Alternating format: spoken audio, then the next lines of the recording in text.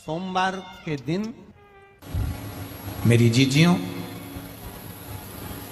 तुम्हारा काम ना चल रहा हो, व्यापार ना चल रहा हो, बहुत कर्जे में लदालूम हो गए हो, बहुत तकलीफ की जिंदगी चल रही है, ना मान मिल रहा है, ना सम्मान मिल रहा है, ना आदर मिल रहा है, ना ही कोई कदर करता है और ना ही जगह जगह की ठोकर खा खा कर थक गए हो, तो निवेदन है,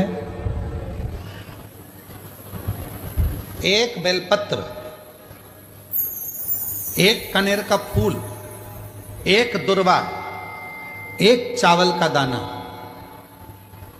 और वो चावल का दाना भी लाल चंदन में भींगा हुआ।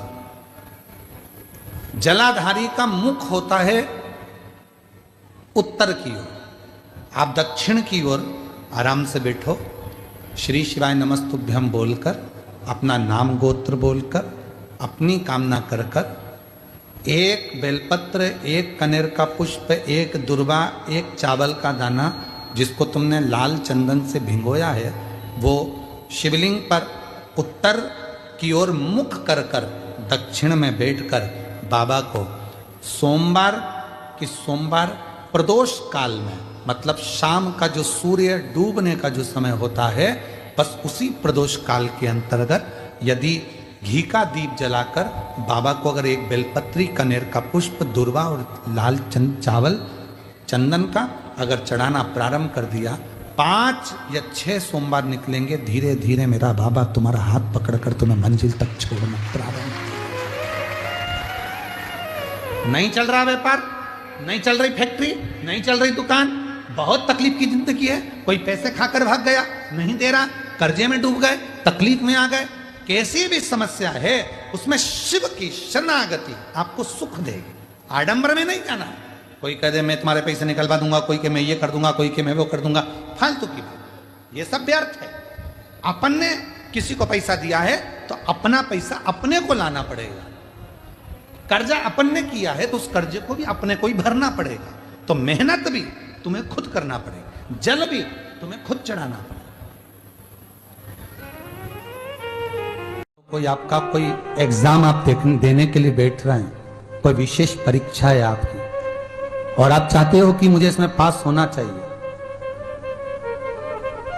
आप चाहते हो कि इस परीक्षा में मैं पास हो जाऊं और बहुत जरूरी है मेरा पास होना, मैं बहुत बार दे चुका हूं, बहुत बार दे चुकी हूं, तो प्रयास करना एग्जाम के पहले कोई सोमवार पड़े, त्रिपुरा सुंदरी माता का नाम लेकर उत्तर की ओर मुख कर कर गन्ने का रस, शुगर का रस, गन्ने का रस, एक का रस लेकर दोनों हाथों में कलश में भरकर नाम और गोत्र आपका बोलकर मन की कामना कर कर, जैसे कांवड़ शिव जी को चढ़ाते हैं दोनों हाथ से, उसी तरह वो गन्ने का रस से शंकर जी का अभिषेक त्रिपुरा सुंदरी के भाव से कर दीजिए महाराज।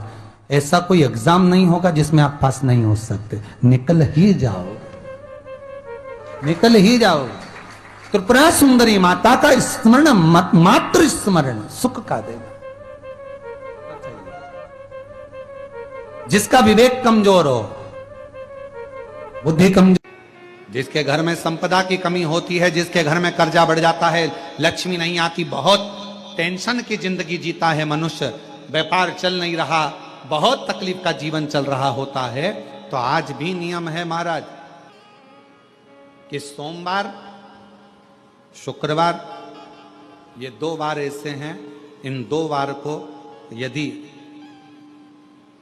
कटोरी में थोड़ा सा शहद रखकर, मधु रखकर, यदि लक्ष्मी जी का स्मरण किया जाए और माता लक्ष्मी जी का स्मरण कर कर एक लाल पुष्प उस कटोरी के सम्मुख में माता लक्ष्मी का नाम लेकर रखा जाए और बाद में वही शहद, वही मधु और वही पुष्प सोमवार का दिन और शुक्रवार के दिन लक्ष्मी का पूजन कर कर, स्मरण कर कर, दूसरे दिन शुक्रवार के दिन पूजन करें, शनिवार के दिन उस मधु का, उस पुष्प का विसर्जन करें, सोमवार के दिन पूजन करें लक्ष्मी जी का स्मरण कर कर, और मंगलवार के दिन अगर विसर्जन करें 5 या 7 सोमवार या शुक्रवार को यदि आप मधु का भोग लक्ष्मी जी को लगाना प्रारंभ कर दें, शिव का नाम स्मरण कर कर, तो उसके घर में कभी संपदा की कमी नहीं होती। लक्ष्मी उस संपदा को बढ़ा। कितना सुंदर कहा है महाराज। मान लो कोई काम है आपका और आपका वो काम नहीं हो रहा, आपने पूरा प्रयास कर लिया, बहुत मेहनत कर ली, और वो काम यदि आपका नहीं हो रहा, तो एक नियम बनाओ, 5 सोमवार, 5 बेलपत्र, 5 चावल का दाना, 5 कनेर का पुष्प पीला,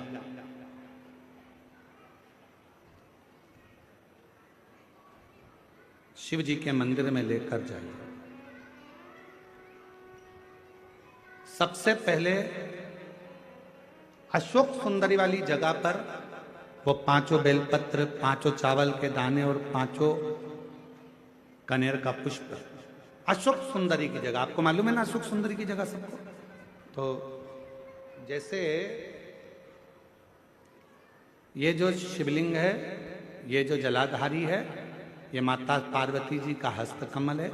शिवलिंग शंकर भगवान का स्वरूप है। जल जो बहता है, राइट में गणेश जी, लेफ्ट में कार्तिकेय जी, बीच में एक मोटी सी लाइन होती है शिवलिंग के सामने, वो अशोक सुंदरी का स्थान है। शिवलिंग के ठीक ऊपर भगवान शंकर जी का जो जल बूंद बूंद गिरता है, वो भगवान शंकर जी की 5 बेटियां जया, विषहरा, शामली बारी, दौतली और देव। इस स्थान पर आप जो भी 5 बेलपत्र, 5 चावल का दाना, 5 कनेर का पुष्प लेकर गए हो, यहाँ समर्पित करो। शिव जी से प्रार्थना करो, बाबा मेरा ये काम है पूर्ण होना चाहिए। बहुत हाथ पैर जोड़ लिए लोगों के, हो नहीं रहा। यही सामग्री को उठाकर शंकर भगवान के शिवलिंग पर समर्पित करो। बाबा से प्रार्थना कर कर, बाबा इसको स्वीकार करना। जैसे अशोक सुंदरी की बात को आप स्वीकार करते हो, वैसे ही अशोक सुंदरी की बात को स्वीकार कर कर मेरी झोली भरना। 5 सोमवार बाबा के मंदिर में जाकर ये प्रयास करना प्रारंभ करो, ये कार्य करना प्रारंभ करो। मेरा देव अधिदेव महादेव जो कार्य अटक रहा है उसको पूर्ण तरह से कर ही दे, पूर्ण तरह से। 5 सोमवार का नियम बनाओ, 5 बेलपत्र, 5 चावल के दाने और 5 बोलो बोलो कनेर के पुष्प पीला। शिव शिव अगर किसी कामना के वश अगर हम दीप लगा रहे हैं या हमारे मन में कोई भाव उत्पन्न है और हम बाबा से कहना चाहते हैं कि बाबा मेरा ये कार्य है आप पूर्ण करिएगा, तो फिर शिव मंदिर में भी लंबी बाती का दीप आप प्रदोष या सोमवार की अष्टमी या सोमवार या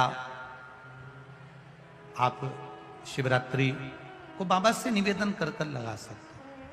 हाँ, विशेष जब कोई एक बहुत बड़ी बात हो और आपके कार्य में कहीं अटकल हो रही हो, तो एक ही दीप में 2 बाती, शिव और शक्ति, लंबी बाती बनाई शिव और शक्ति के नाम से, 2 बाती एक साथ एक दीप में भी लगा सकते हैं।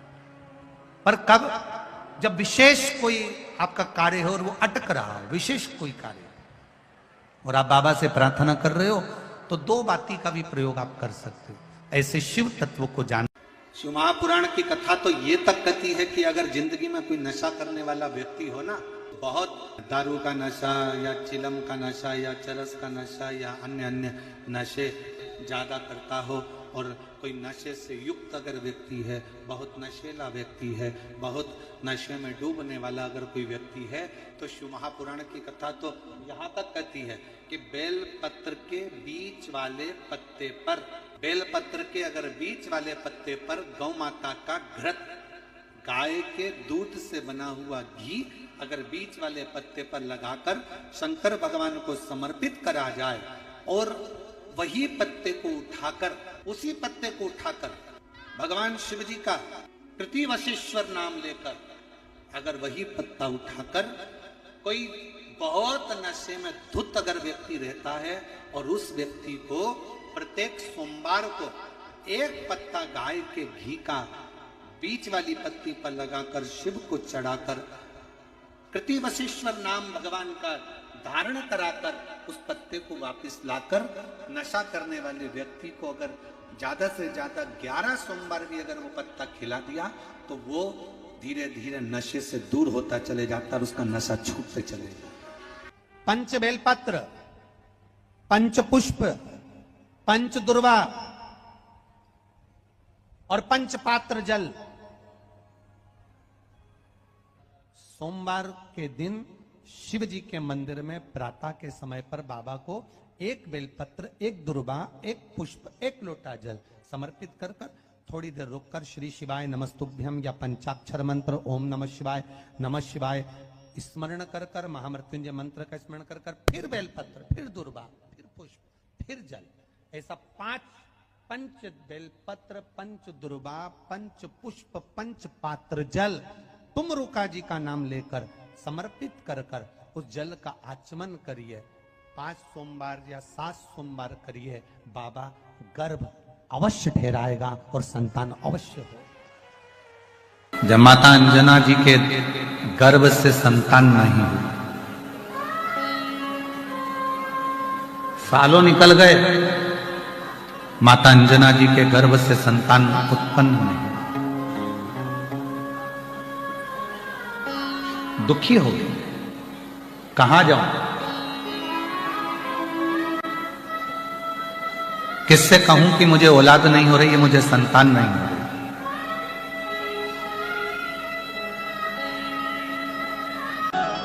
किससे निवेदन करूं, किससे प्रार्थना करूं? तो केसरी बाबा ने कहा, एक बेटी अगर अपना दुखड़ा किसी से कह सकती है तो वो अपने बाप से कह सकती है, अपने पिता से कह सकती है।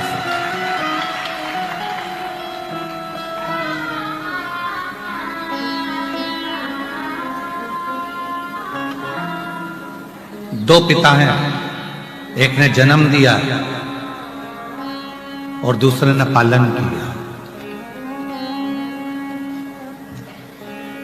एक पिता अपना पिता, दूसरा वो परम पिता,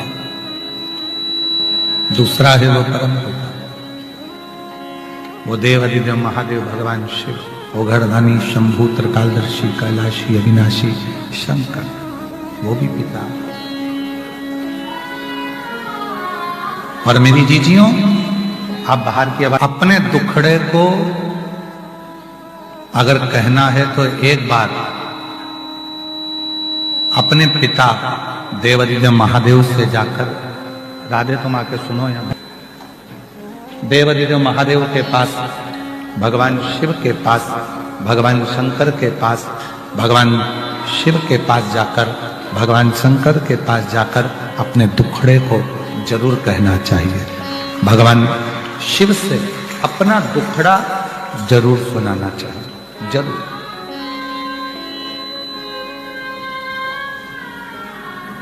आप लोगों से निवेदन है कि शिव जी को अपना पिता मानना। क्या मानना है? पिता मान लिया, अपना बाप मान लिया। जिस दिन शंकर भगवान को अपना पिता मान लिया, उस दिन शंकर भगवान अपनी बेटी को जिंदगी में कभी दुखी नहीं देख सकते। जब अशोक सुंदरी का विवाह किया मेरे शंकर भगवान ने, और अशोक सुंदरी का जब विदा किया, अशोक सुंदरी की जब विदाई करी गई, अशोक सुंदरी जब जा रही थी, तो पिताजी ने अशोक सुंदरी को विदा करते करते कहा, अशोक सुंदरी ने कन्यादान में अपने पिता से वचन लिया है। पाणी ग्रहण संस्कार करते समय, पाणी ग्रहण संस्कार मतलब पानी, जब कन्यादान होता है तो पिता पाणी ग्रहण संस्कार जब होता है उस समय पर पानी चढ़ाते हुए अपने पिता से संकल्प लिया है अशोक सुंदरी ने। अशोक सुंदरी ने संकल्प लिया और अशोक सुंदरी ने संकल्प लिया कि पिताजी, संसार की कोई भी बेटी भूल से भी अगर आपके मंदिर में जल चढ़ाना प्रारंभ कर दे, उसको आप बेटी स्वीकार कर कर उसके दुख को मिटाना प्रारंभ कर देना। यह अशोक सुंदरी ने वर मांगा। गौतम बाबा ने कहा, जना को देख करके मुझे लगता है तेरे चेहरा बोलता है कि तेरा चेहरा बोल रहा है कि तुझे दुख है, तेरी गोदी में संतान नहीं है, तेरी गोदी में। कहा एक काम करो, देव अधिदेव महादेव की आराधना करो, भगवान शंकर की साधना करो, पार्थिव लिंग का पूजन करो। लोग कहते हैं गुरुजी पार्थिव पूजन का महत्व क्या केवल कलिकाल में है? नहीं, सत्ययुग में भी पार्थिव का पूजन होता था। मां पार्वती जी ने पार्थिव लिंग का पूजन करा, मां सती ने पार्थिव लिंग का पूजन करा।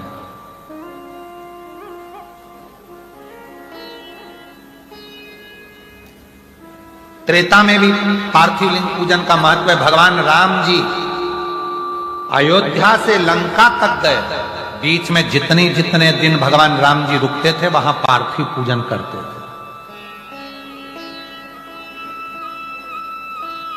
और द्वापर में भगवान कृष्ण पार्थिव पूजन करते थे। और कलयुग में आप पार्थिव पूजन करते हो, यही सबसे बड़ा। कोई ऐसा युग नहीं गया जिस युग में पार्थिव पूजन नहीं हुआ। सतयुग में हुआ, त्रेता युग में हुआ, द्वापर में हुआ। सतयुग में स्वयं मां जगतजननी जगदम्बा ने किया, फिर त्रेता में भगवान श्री राम जी ने करा, द्वापर में भगवान श्री कृष्ण ने करा, और कलयुग में आप सब पूरी दुनिया के लोग पार्थिव पूजन कर रहे हैं। ये शिव तत्व की प्रधान पार्थिव पूजन। पार्थिव पूजन से क्या मिल सकता है? तो पार्वती जी ने पार्थिव पूजन कर कर शंकर को अपना बना लिया, राम जी ने पार्थिव पूजन कर कर लंका को अपना बना लिया, भगवान कृष्ण ने पार्थिव पूजन कर कर अपनी रानियों को 16,108 रानियों के संतान की प्राप्ति कर ली। और संसार के लोग कलिकाल में अगर पार्थिव पूजन करते हैं तो पार्थिव पूजन करने से उनके मनवांछित फल की प्राप्ति होती ही है। करो पार्थिव पूजन। पार्थिव पूजन का बड़ा महत्व है।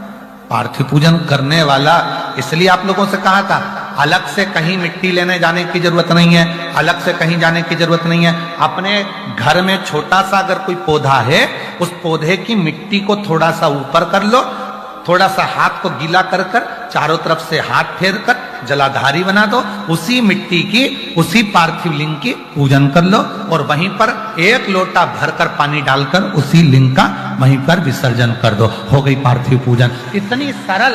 पार्थिव पूजन से बढ़कर और क्या होगा? इतनी सरल, इतनी सरल। बस वो पार्थिव पूजन वहीं की वहीं हो जाए। पार्थिव पूजन बहुत कठिन पूजन नहीं है। पार्थिव पूजन बड़ी सरलता के साथ, सहजता के साथ। अब कई लोग कहते हैं गुरुजी हमारे पास कोई सामग्री नहीं हो तो मत होने दो। ना हो कोई बात नहीं, नहीं है कोई बात नहीं।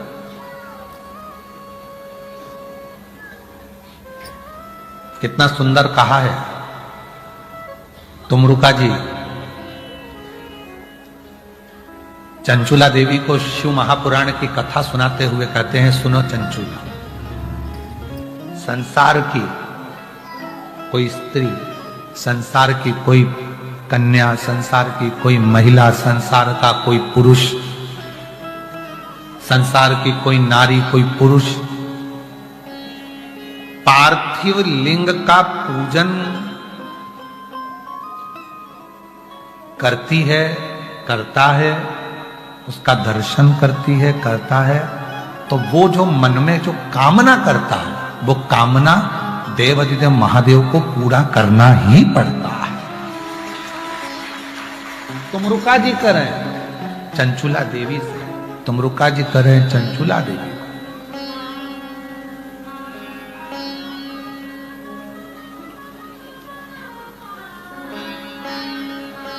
भोलेनाथ चढ़ाऊं लोटा जल भर के, बालू मिट्टी चढ़ाऊं लोटा जल भर के, बालू वर देना एक वर तुम देना भोले गोदी हो लाल, एक वर तुम देना भोले गोदी हो लाल, मेरी गोदी में मेरा लाल हो। कृपा करना पूरा परिवार पूरा कुटुंब तेरी आराधना तेरी साधना तेरी पूजन करे, अपने मन की सारी कामनाएं प्राप्त कर सके। पार्थिव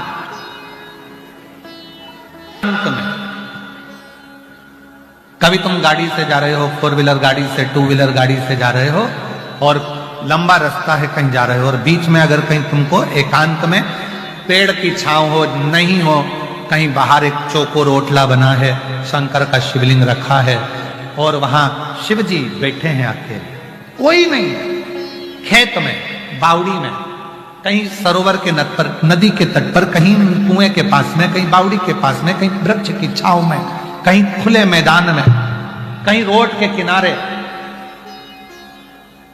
एकांत में कहीं शंकर भगवान बैठे हैं, एकांतेश्वर महादेव। एकांत, तुम्हारे पास कोई पूजन का सामान नहीं है, तुम्हारे पास कोई सामग्री नहीं है, आसपास के पेड़ों की पत्तियों को तोड़ो, 5-7 पेड़ की पत्तियां तोड़कर बाबा को बड़े प्रेम से अपनी कामना कर कर देवाधिदेव महादेव का एकांतेश्वर महादेव को चढ़ा दो और अपनी कामना कर कर चले जाओ। बाबा देवाधिदेव महादेव तुम्हारी झोली भरने के लिए तुम्हारे दरवाजे तक पहुंच। एकांतेश्वर महादेव एकांत में। अब कई माताएं कहती गुरु जी ये कथा सुनने के बाद अब शंकर जी एकांत में मिले कहां? शिव जी तो एकांत में मिलते ही नहीं, अब तो बहुत प्रयास करते पर अब तो भोले बाबा दिखते ही नहीं एकांत, तो एकांतेश्वर महादेव तो नजर ही नहीं आते, मिलते ही नहीं है, दिखते ही नहीं है। एक बूंद जल एकांतेश्वर महादेव पर चढ़ाया गया, आधा चम्मच दूध भी एक न एक दिन आप पर करुणा कर कर ही रहेगा। एकांतेश्वर वो करुणा कर, वो दया। और यहां तक कहेंगे महाराज जी कि बन सके कभी कोई डॉक्टर बोल दिया कि बहुत रोग तुम्हारे शरीर में फैल चुका है और शरीर का रोग ठीक नहीं, वो रोग ठीक नहीं हो रहा, सारा तुमने पूरा बल लगा लिया, पूरा दम लगा दिया, परंतु तुम्हारा वो रोग समाप्त ही नहीं हो रहा है, तुम्हारा रोग समाप्त ही ना हो। अगर तुम्हारा रोग समाप्ति पर ना जा रहा हो, बीमारी बढ़ती चली जा रही हो, बहुत ज्यादा कष्ट भी हो रहा हो, सरसों के फूल पीला कलर का होता है, सरसों का फूल किसी नदी तालाब बावड़ी कुआं सरोवर के तट पर एकांत में कोई शिव मंदिर हो या शंकर जी का कोई शिवलिंग रखो एकांत में। कभी तुम नहाने गए और तुम्हें दिख गया कि यहाँ एकांत है, कोई है नहीं और शंकर जी अकेले बैठे, तो सरसों का फूल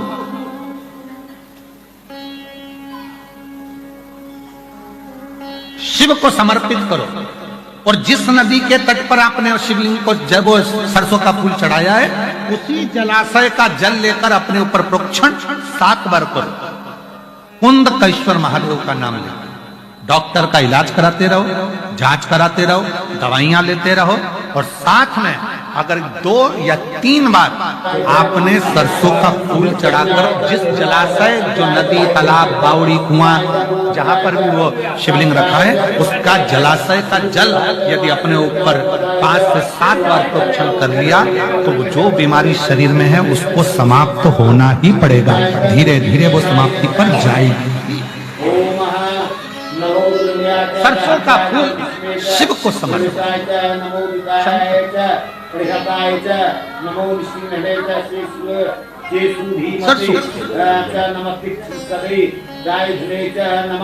डॉक्टर कह दिए कंठ पर कोई रोग है, वक्षस्थल पर कोई रोग है, छाती में कोई गठान आ गया है, रोग आ गया, वो रोग धीरे धीरे मिट रहा है, लग रहा है समय लग रहा है, परंतु आप डॉक्टर की दवाई लो, जांचें कराओ, औषधि लो, दिखाओ, जांच कराओ, और साथ में, क्योंकि हमने पहले भी कहा डॉक्टर शंकर का एक रूप होता है, डॉक्टर शिव का एक रूप, डॉक्टर जैसा कहे वैसा करो, पर साथ में शिव पर भरोसा कर शंकर का विश्वास।